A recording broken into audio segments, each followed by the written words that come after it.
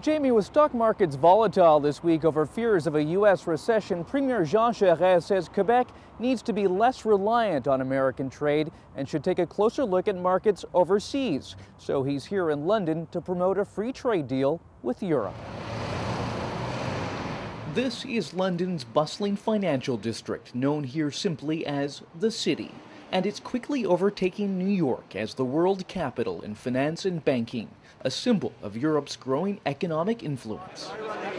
Premier Jean Charest wants a bigger piece of that action for Quebec, and he believes a free trade agreement between Canada and the European Union is the way to get it. This would be an extraordinary opportunity for the European Union to set foot in North America. It would also be an opportunity for Quebec exporters to expand their international markets. The large majority of Quebec's trade, 80%, goes across the border into the U.S. Trade with Europe is a distant second. And as this week's spectacular fall and rise on the Toronto Stock Exchange shows, the Canadian and Quebec economies are extremely vulnerable to volatility in the U.S. We're delighted to have a trade agreement with the United States, but we have all these eggs in the same basket.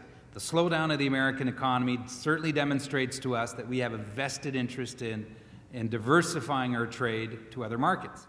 This was all a very new idea to the Premier's British business audience, but they seemed ready to listen. Well, I think that anything that is conducive to free trade is a good idea.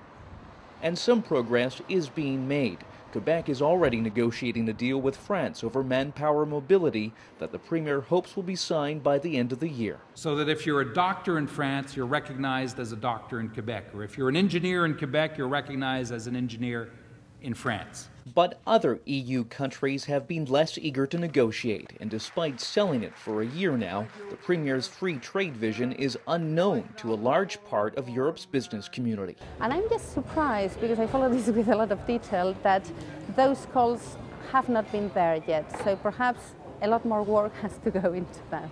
And that work will continue this week at the World Economic Forum in Davos, Switzerland, where Jean Charest will take his pitch for a Canadian-European free trade deal directly to the EU leaders themselves.